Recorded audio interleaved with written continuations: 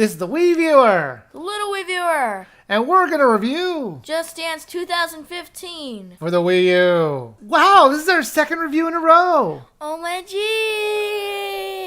I thought it'd be fun for both of us to review this new Just Dance game. Do we really need two people reviewing it, since it's basically the same game from all my other reviews? Just probably, the 7th or 8th time I reviewed a Just Dance game? Yes, around 7. But you know what? They get better every year. Wouldn't you agree? I would agree with your statement. This is a game where you have to replicate the moves on the screen. Did you like the other Just Dance games? Yeah, they were pretty fun. So you look at the dancer on the screen and you follow the hand movements. If you can do a good job, you get a score of perfect, good, or okay, or an X. I don't really know how to make this any more simple than that. Isn't that just basically it? Yes, it's basically just DDR with your hand. That's a good way of putting it. But there are different modes to change up the gameplay. There are quite a few modes. One mode is called Party Master. A person on the gamepad controls what the person with the Wii remote does, so you can pick the dance moves that they have to perform. You can also do a song switch and change up the entire song. Then there's remixes that will change up the song, so it's not always just the same song over and over again.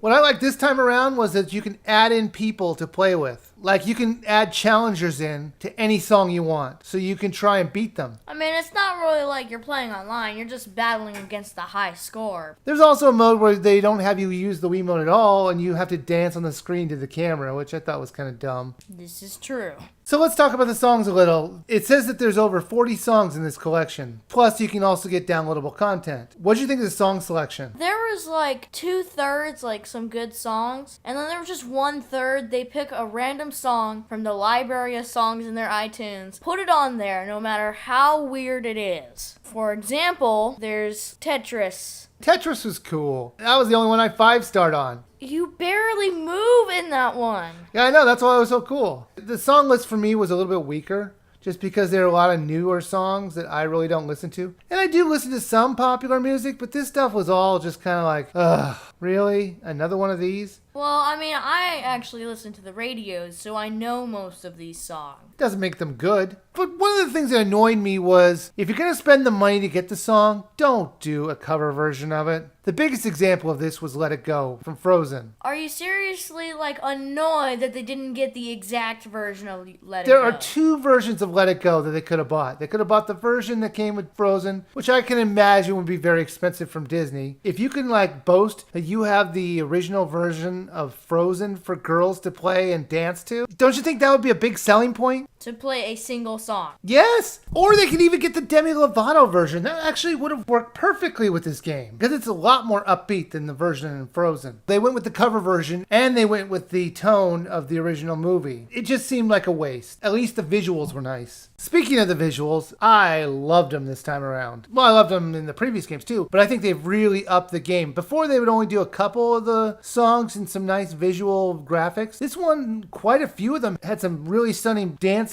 and background animation. But you know the one thing I found most improved in this game? The online mode. That was one of my favorite parts of the game. I like the randomness at times of the online mode. It jumps from song to song, and there really was no lag. There was hardly anybody in there. I mean, at times there was only like 19 people that we were online with. But at least it was fun to do. You could send out pre-made messages with the D-pad, which was okay. It would have been nicer if we could actually speak with the microphone on the Wii U gamepad, which, by the way, they utilize doing karaoke. I like the online mainly because it kind of just throws you in and just does random stuff like pick a side. Which country's the best? Mexico or Tokyo? You pick a side and we see who wins. It's just like red versus blue. It really has nothing to do with the names. It's just a more fun way of teaming up people. There's plenty of replayability because you can unlock remixes or different avatars for your character. And there was a lot of avatars to choose from. So, Little Wii Viewer, Just Dance 2015. Would you buy, rent, or skip? I'm going to say rent because even if the online capabilities are one of the strongest points for this game and adds a lot of replayability,